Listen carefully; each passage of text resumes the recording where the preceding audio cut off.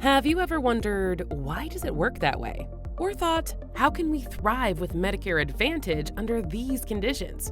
You're not alone. Jenn has wondered all those things and more.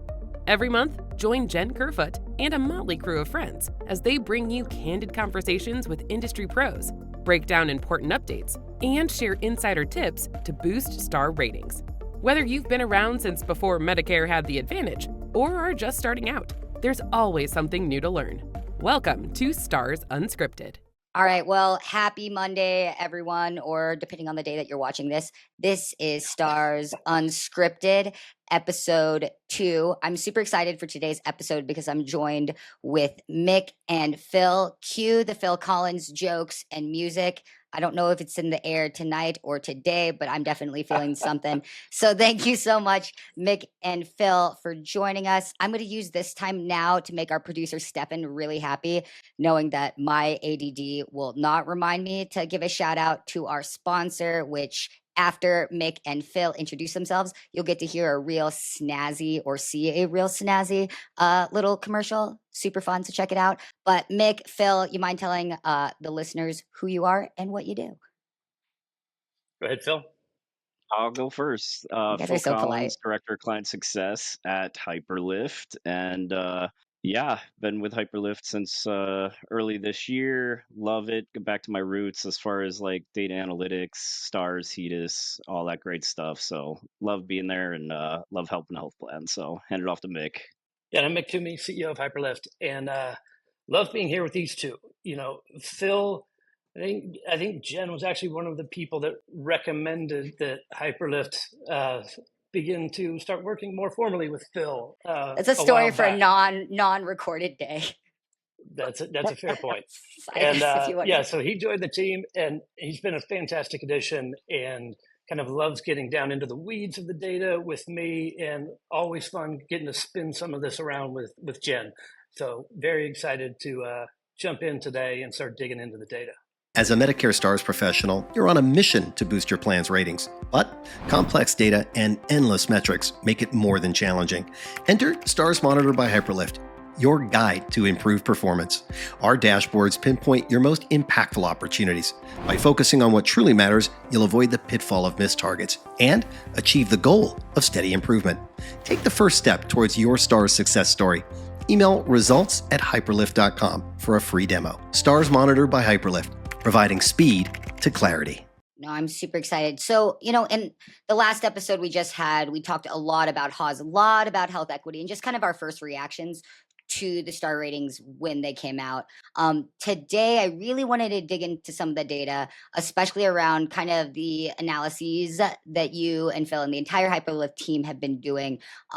For this episode, for everyone listening, I'm going to take the role as the Pips, and Mick and Phil are going to alternate being the Diana Ross in this scenario. And if you get that reference, it lets us know kind of what age or generational bracket you're in.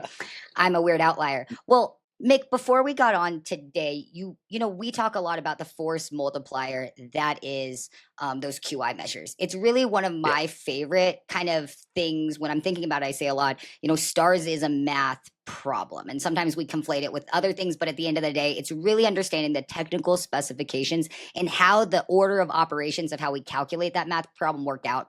And so for a lot of plans that might get hit by, you know, that double whammy of CAI and HEI, replacing that reward factor, although TBD, we don't know. I won't get into that today. But, you know, I tell a lot of plans, like, really look at those QI measures, like strive for 5. It sounds great on marketing materials. 4.5 pays the same and you don't get continuous enrollment. That's what I used to say, at least. But at the end of the day, it's really hard to reach any level where you can start getting that momentum. Unless, you know, when you're at that 3-star level, really thinking really tactically about those QI measures. So before we got on, you kind of were talking about some key trends that you saw across those kind of 3.5-star plans that really just kind of barely missed the cutoff. So I was hoping you could tell us a little bit about that. Yeah, happy to. You know, when you start digging into these numbers, you start to see patterns that maybe you don't expect. And, you know, initially we started looking at, we calculated the scores on what every contract would have gotten had the STARS 2026 weights applied to 25 to the 25 scores. And what's really interesting is being able to look at, well, it looks like on average everybody's going down 7-8 points, but when you break it out, it's that 4 and 5 star or 4.5 5-star plans really dropping like 18 19 points due to this change, whereas the other side of the spectrum, you're looking at that 2.5 star actually seeing a pretty good increase. It's just kind of netting out into effectively everybody moving to the middle. Rex talks about this a lot. A lot of these changes that are coming are kind of moving things to more of the middle, outside of the outliers of the 2s and the 5s. And where this kind of plays in, I think, with like the QI that you're talking about is, it's really understanding how your specific contract is positioned to react to these changes, and then what can you do about it, right? So understanding that, it opens some eyes. Phil and I started looking at all of the 3.5 rated plans for stars 2025, and what kind of change would it have made to get them up to 4 stars. And what we found, you had 86 3.5 star plans in stars 2025, and had they just improved one QI measure, 1 star rating, then about 40 of the 86 would have moved into QBP, 4-star territory. And like you were saying, yeah, I mean, exactly. And Jen, you were talking about, the very often just a small amount of movement that you need to make to hit significant improvement or get out of significant decline.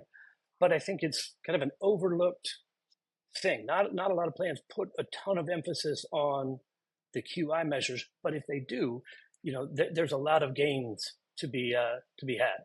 Wow. So like it's like not horseshoes and hand grenades. It's like actually the opposite. It's like really you got to get down to the nitty-gritty of getting even just that little bit. And I think it's a timely, conversation we're having, given it's the end of the year and you're wondering, like, do I make an investment here? Do I make an investment there when there's only a month left? We're in the middle of AEP. Like, is it worth it? I think if I'm hearing you correctly, you're like, it is, because every little bit counts. And I know, Phil, we've talked a lot about this, which is like cut points are like really kind of out of your control. Like we kind of know with guardrails a little bit, what makes it manageable, what makes it not manageable, and what you had, and the entire Hyperlift team in your great report, and we can put that in the link around cut points is, thinking about, a lot of the cut points would have moved like significantly more had guardrails not been in place, because it is in large part, you're competing against everyone's performance, and that's what's driving the the cut points, versus what I love about the QI measures is I'm competing with myself. And so it's like, what I like to think of an inventory of what do I not have any control over? Like we can talk about crystal balls and, data assessments and all sorts of vendors, but then at the end of the day, like you have no control over the cut points, versus like your QI measures, like, like, do we have a good network? Like, these things. And so like in looking at kind of the end of the year, Phil, and given what Mick has just talked about, what are some like key things that when you, having been on the payer side of the table, like I have with running quality teams, what's kind of your message to, maybe HEDIS teams, like really trying to like end the year strong? Yeah, 100%. And it's funny. I sent Mick a text late last night because he sent those numbers to us, and we were kind of looking through it. And I said, okay, now tell me how many health plans were 1% away from a hybrid measure, because you have January, February, March, all the way up to April, sometimes May, to still impact those hybrid measures. And Mick can correct me if I'm wrong, but I think there was 11 3.5 star plans that again could have moved one weighted measure or more, right? So really any measure to the next cut point would have moved them into 4 stars. I think if I got that just wrong, 1% move, a 1-point move on any one of the one-way measures. Yep. So they might have landed at a 75, which was a 4-star. Had they pushed their hybrid to a 76, moved it over to the next cut point, they would have moved 4 stars. So there were even 11 plans. So when you talk, you just mentioned investments, right? I'm looking at that. If I'm a health plan that missed literally 4 stars by 1% in one measure, I'm looking at my hybrid strategy to figure out, do I need to hire temps, right? Do I need to, Hmm. it might be worth it to drive that 200 miles in rural Texas to go pick up one chart that is going to be a compliant blood pressure. Like I have that driven it in ROI rural doesn't even California. add up, right? Like, so, I mean, that was one of the fun parts of the analysis, and we're going to post the HEDIS one pretty soon, because I told Mick, like, that's what really, you have November, December, admin measures stop, and then really all the measure sets that you can impact are those hybrid measures. So that's why it's funny you brought that up, because that's one of the things. Like, I'm looking at that as a strategy. You have two triple weighted measures, right, that you can impact from a hybrid perspective, Yeah.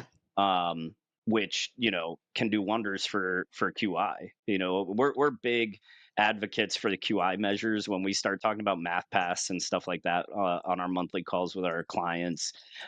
That's typically where we're focusing, is getting up that QI measure, because that ends up skyrocketing the ratings more than Yeah. just moving a single measure. And for the friends at home that might not kind of be as familiar with the kind of the hybrid measure and methodology, and also like those two kind of measures that you just were talking about, do you mind giving like a brief kind of high level overview of like maybe just why are those hybrid measures significant, but also like, as you and I talk a lot, Phil, as we shift into ECDS, kind of like what to think about, like hybrid's good now, but maybe not a long-term strategy, if you don't mind. Yeah, I mean, at a very high level, the hybrid sampling process is to try and reduce the burden, of a health plan, right, and to get a better understanding of your overall population from a rate perspective. So you might have 20,000 people in your blood pressure denominator, but instead of reporting on those 20,000. From a HEDIS perspective, NCQA lets you sample down, typically 411. Some health plans reduce, which that's a whole nother topic, whether or not reducing or not, or keeping a 411 is beneficial. And you essentially are working that 411, and the purpose is that that's supposed to be a representation of your entire population, for those harder measures where you're not getting as much administrative data. And you see that move to ECDS for the measures where that gap between the hybrid rate and the administrative rate is Hmm. closing. That's typically one thing that NCQA looks at before they decide to move that measure. So as health plans get better, at data sharing, interoperability, all of that good stuff, you'll see that shift to ECDS. Um, NCQA just came out and said I'm by just laughing as you said they 2029. get better. Yeah. Oh, NCQA said 2029 it'll all go away, but I want to see the Vegas over and under on that. We will be taking bets here on Stars Unscripted with me and Mick and Phil on the over under. If anyone would like to get in on some of that action, I don't think there's a section for it on Polymarket, to be honest, but maybe we should make one. I mean, Phil, that's incredibly insightful. I laughed for the listeners when you said like as we shift. As we have like interoperability, because one of the constant things that I hear at Duos, but just in like my day-to-day life talking to friends at health plans, they're like, our data is absolute trash. They're like, I think one lady's like, that's cute, Jen. I said something to her the other day and she's like, that's cute, Jen. It's cute that you think that I have access to that. And so like, I look at the landscape of like, it's really difficult to separate the work that we do in Stars with product design and then with the overwhelming amount of service area reductions and contract terminations. And I think one driver was the V24 to V28 shift, but also like there's a huge amount of provider abrasion. I think at least once a month I've seen like insert large health system, medical group name here has left and will no longer be participating with Medicare Advantage. And I think I just can't help but think like, oh God, there's been such kind of turmoil between payers and providers. And now we're going to need those CPT2 codes for ECDS. I'm like, now's the time. Provider network team, star ratings team, you need to sit down in a room and be like, we need to figure out how to go back to these providers and be like, we are sorry. Can we please be friends again? And like friends in like a real sense. Because I just don't think that there is a future of the program, at least where I'm sitting right now, where payers will be able to really kind of fully manage it without, some level of really tight integration with, at minimum, their large, providers, IPAs, medical groups. Yeah, because it honestly, in all of these changes, right, from an ECDS standpoint, it still boils down to the provider giving the payer what they need. So it doesn't matter if, Absolutely. you're on Epic and or the provider's on Epic. If the provider's, not giving what you need from an access standpoint, you Mhm. still can't move to an ECDS, right? Like you can't accept a file from them. So you're still left with the old ways Yeah. of requesting a chart and abstracting it that way. But yeah, I mean, I think it will boil down to those provider contracts. Like they need to be sitting at the table with the stars and the HEDIS people. It's getting more important now that you can't just silo stars to one department, right? Like they've provider networking or contracting has to be involved where you're tying in, electronic data feeds or at least EMR access. And, it has to be in the contracts so that you're not seeing a drop off for these measures that are being transitioned. No, that's like super insightful. And, interestingly enough, I was going through, for the listeners at home, I had kind of sent out like the bat signal to Mick a couple of weeks ago. And I was like, I need help. I need to do this very in depth analysis on a contract. And when I was going through it, I couldn't help but notice, like, obviously, we are going to be going back to the original caps weighting of, times two versus times four. And what I thought was so interesting is that for 2026 star ratings, if they had in 25 been able to have there's 25 star rating, been able to have caps go down. I saw this one contract in particular that you sent me. They would have definitely secured themselves a 4-star star rating. Versus if we look at just kind of where measures are increasing in relative weight, if caps had stayed the same, they would have continued to be that 3.5-star plan. So when you are thinking about looking at all of this data and individual contracts, Mick, love to hear your thoughts on, caps. I know there's been a lot of conversation, especially since the election, that, the former Trump administration really favored highly weighting member experience. We saw that, obviously shift. And the question is, will we have HEI? Will we not? But let's assume that the world stays as is. Caps goes back down. What's that going to do to the overall distribution and how you're thinking about and advising plans on how to navigate this landscape? Well, it's a great question. You look at it kind of across the board, and what you typically see is the higher performing plans are going to see downward pressure on your overall star ratings. Lower performing plans are going to see things kind of moving up with this weight change. And I think just inherently it makes sense because the higher performing plans are likely going to be outperforming on the appeals measures, the caps measures, the call center, like the things that are typically more complex to manage, they're going to be outperforming. And so when those go down in weight, it has a more significant negative impact on those plans. But you think about, to me, it's this trend that's been happening. I think surprising to a lot of people was, when Tukey came in, it had a much more significant impact on the higher performing plans too, because you saw these gigantic cut point jumps in like call center or complaints. So again, where you were at the top, this is now bringing you down a little bit. Then you have the caps coming in, and then a year from now we'll be looking at the reward factor going away, which has a drastic effect on these. And so it's a major shift in how you think about optimizing your scores and where you need to put resources in right now. If you've traditionally excelled at caps, you've got to find other ways to begin to replenish, those points that you were getting there. Just like with reward factor, it forces you to kind of look again at like some of the things that Phil, was talking about around HEDIS and making sure that you're paying special attention during the MRR process. And I would say probably the biggest impact, starting really in STARS 2026, is the QI measures we were talking about before. For every star rating, every single star rating you can improve each one of those 5 weighted measures by, your score goes up by at least 6.5 points.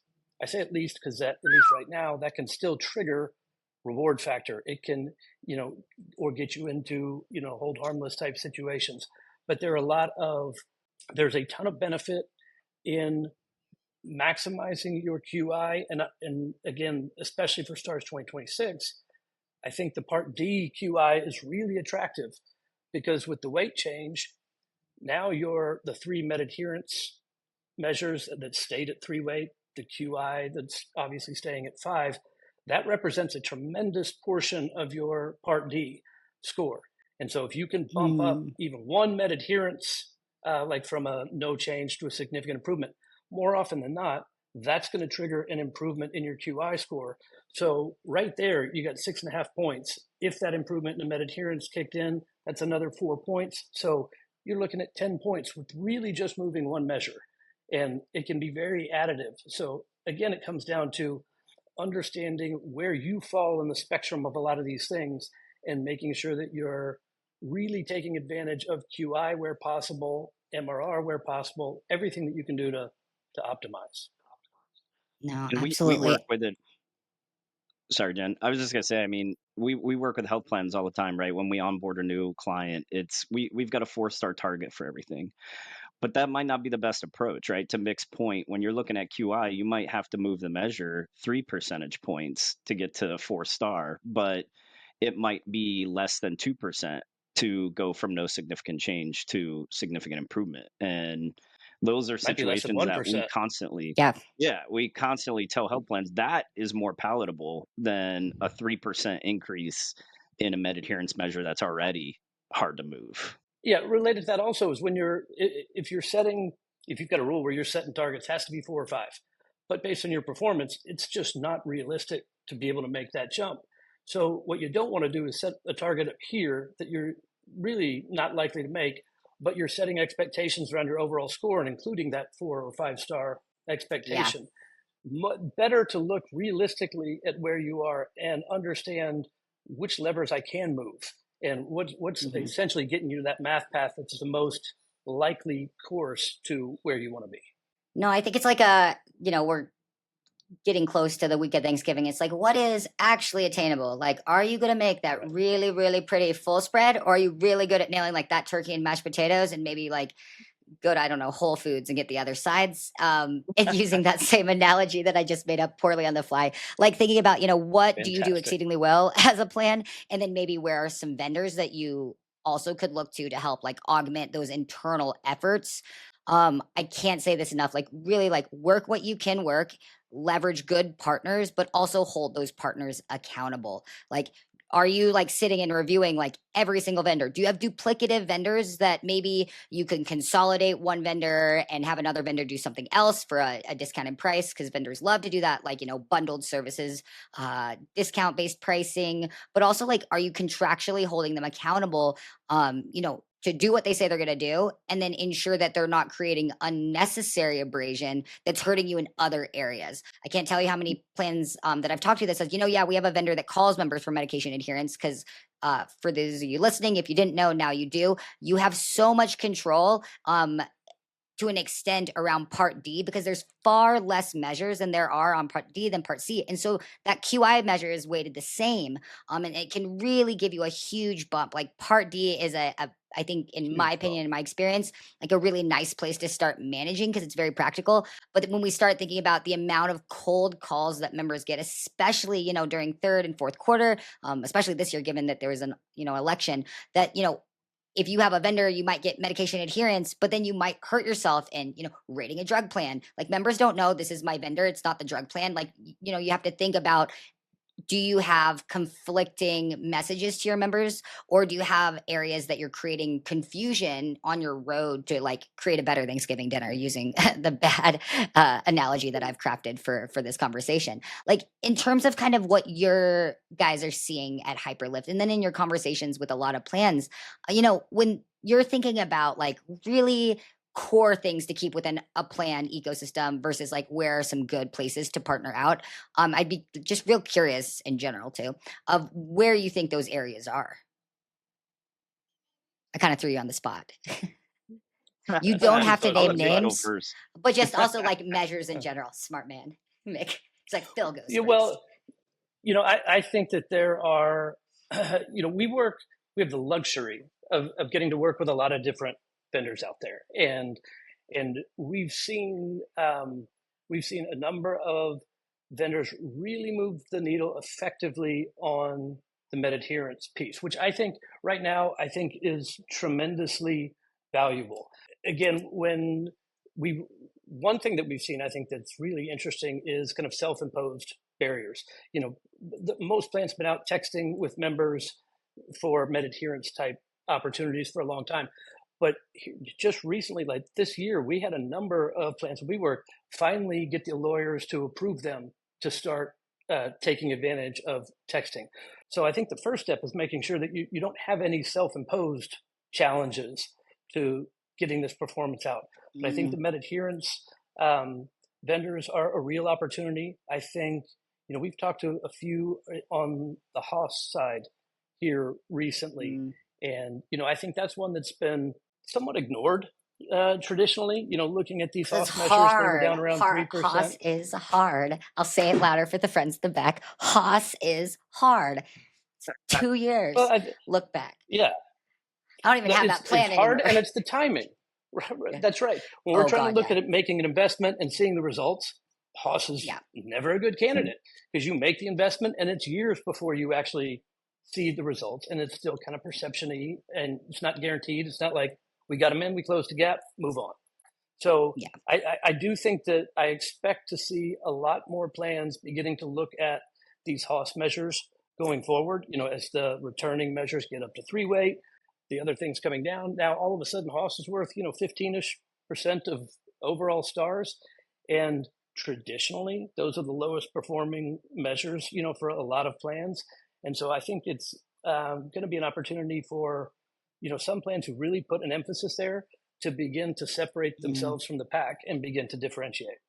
I think that, when I'm thinking about, you said like it has such a long payback. And what's interesting to me always, though, is making a case for like an intervention for HEDIS always was so much easier to me, because I'm like, I know I have this many diabetics and I need to do this and this and this. And it's very tangible versus like Haas and CAPS are kind of like doing a Rubik's Cube in the dark. But like my advice is like, again, when like, if you have bad access, if you're like holding on to network adequacy, like with a very thin, whispery thin hair. So like, being, again, like very realistic, I think, to use your guys' words of like, what can you do? I can't like help but like say this all the time, which is like the answer to a lot of problems is in the name managed care. I see a lot of very odd, not naming names, like plan constructs, like, because like if you have a very difficult population, a good example is like, why am I seeing like DSNP PPOs? Like PPOs naturally are very difficult to manage. And I think we saw that in how many PPO contracts were terminated this year going into AEP. Like PPO is difficult because you give a lot of open choice. And I think there's a misconception with members that it means they can go anywhere and do anything, and they don't never have to have a PCP. They just will get to go to more specialists, when in reality, that's not the case. It's still managed care. And I think combining that with a DSNP, with a high needs population where you want to have, care coordination, care management, case management, same with CSNPs. And then you put that, it almost seems antithetical to see it go with a PPO. I just kept looking at the numbers and being like, but why? And so I think like, and I'll keep saying this up until like, the bids get submitted for 26, which is like, if you are a star ratings leader and you are not jumping on the table when, your executive team, when your product team is having conversations about not only did we grow where we want to grow, did we not grow where we didn't want to grow, but also like what benefits do we want to offer, especially as we get more time under our belts around the Part D redesign, the Inflation Reduction Act's, Medicare prescription payment plan. What is that bad debt going to look like? I think it's critically more important than ever before the star rating leaders really like kind of like just like supplant themselves at the tables and be like, I'm not going nowhere. And like, you're all gonna love me, like using like other song references to make sure that like they're being able to advocate for not getting kind of the raw end of the deal where they're like, well, now I just have to manage these decisions that were made. Do you have any suggestions for, star rating leaders that are just kind of trying to figure out like how can they leverage like data one, give Mick and Phil a call, and they do amazing on the fly plan assessments. So start with that. I'd say step one. But what's step 2 and 3 in terms of how can they bring, use data to really articulate, where the plan needs to be going in the strategy? I mean, I think you hit it on the head, right? Because Mick and Rex, like they were just saying, they're talking about this push to the middle, right? And like Yeah. what's doing that is the cut point. So if everybody's special, nobody's special, right? So it's Aw. figuring out what you have to do differently than everybody else. And that's Mick's term. So I'm going to give him credit for that because he says that all the time when we're talking about projections. If everybody's special, nobody's special. But figuring out what everybody's doing different. And to your point, Jen, about managed care actually being managed care, I hear all the time about we hear all the time about Q4 pushes, right? Well, nowadays Q4 pushes are being due to catch up. It's not as a benefit to boost you, to a higher rating. A lot of times it's we've got to play catch up because we didn't get maybe an intervention, scheduled until July and the vendor didn't get on board until September. But from a data sense, it's knowing exactly where you sit right now, where you expect to be sitting, and what can you do in the feasible amount of time, right? November, December plus HEDIS MRR season, Mhm. to make that difference. It's almost like gaming the system, to be honest with you. Take a look at where you're at, figuring out from a calculation standpoint, looking at those two 5-weighted QI measures, how can you get those to the best of their possible rating system? Because that's going to end up causing you the highest rating, right? Instead of moving a star measure. And that's, I think, what we love to do is meet with plans, do Mhm. their assessments, and say, hey, this is where you sat. But had you improved, yeah, maybe you did a shotgun approach to a Q4 for a bunch of these measures. Where really, if you would have just focused on those remaining members that you could still get adherent from a cholesterol standpoint or diabetes med standpoint, you didn't need to spend that time and those resources on those other measures. So from a data standpoint, where are you at? Where are you expecting to be? What can you do to get to the highest point possible? And and I think there's some nuance to that to be considered too, because if you're using like the straight CMS methodology on, here's what my Mm. score is going to be, then you're applying the QI hold harmless at 4 stars, right? And so if right now your score is going to be below 4 stars, then you're using your score with the QI measures included. But what we see a lot of times is, with QI, your score might be a 352. Actually, let me even take it down because this is an example we saw last week. You're without or with QI, you're a 342, but without QI, you're a 366. And so that Mm. when you're thinking about the tactical moves that you need to make, if you're a 342, that's a long way to 375, right? But if you're a 366, all of a sudden it's not that far, and so it can change the way you do things because all we've got to do is get us up 9 points between now and the end of the year, and that triggers QI not to have to be used. So it opens up a lot of opportunities for how you think about getting to that next level. And I think it's really important to look at your score both with and without QI. It just changes the opportunities that you have available. And the other thing that I think is just very tactical to be looking at is, you project out what the significant improvement and decline thresholds are going to be for each of your measures, and then glide path that down on a monthly basis based on your historical kind of seasonality, right? Your trend month to month. You can create monthly targets that tell you if Mm. you're on track to hit significant improvement for QI. And very often, like Phil was saying, these moves are small, but putting that extra focus on it to make sure that you're up above that and kind of trending that way, it's going to pay dividends at the end of the year, because if you're ending up with 4 and 5 in QI, it just makes all the difference in the world. So what I'm hearing you're saying is if you work really, really, really hard, you can work your way to QI freedom, potentially. Well, and if you're, I would even say, when this Unless is they in trigger a whole place. harmless Well, I was going to say provision, that, the right? little cloud that's looming over our heads. In current state, if that doesn't get pulled, then yes, you can work yourself to QI freedom. If not, it's just there's only one way to go, and that's I guess up or I guess down. Right. Fingers But crossed. if you start doing this now, even if they change the hold harmless to 5, you'll be in a good spot Ooh, because you yeah, have it built in on here's how I manage QI. So I yeah. think it's just a good move either way. It's like somebody gave me advice on online dating. They're like, Jen, it's all about reps, and eventually you get good at it. That's for a story for another day. I don't know if I agree with that idea, but I really appreciate you both coming on today. Any parting thoughts? Like, we have a decent amount of time left before the end of the year. If you had one thing to tell a star ratings leader, like do this and it will make your life exceedingly better. And the answer is not like, find some boxed wine and some pizza and get started early. But like, what is like a real piece that they could really take home, take back to their teams that you'd like to share with them? Phil, you want to talk about You want me to go the stuff first, that you've Nick? I'll take explored this here one first. recently? Phil. What's that? I said, do you want to share some of the stuff that you've explored here recently? Well, I mean, we touched on HEDIS, right? Because when you think of a timeline, like that's what you still you theoretically for those hybrid measures still have 5 months to kind of do what you can, not from an intervention standpoint, right? Everything stops after 12/31, but at least from a data finding standpoint. But it's so funny the nuances we're getting into because there are a lot of health plans that they don't know this. Maybe last year they reported a measure admin. If you pull a sample this year, your significant improvement threshold is going to be a little higher because your denominator numbers are lower, or vice versa. Sorry, your significant improvement is going to be lower because last year you reported admin. So the more denominator members, the higher the significant improvement number. So there's just these little nuances like that.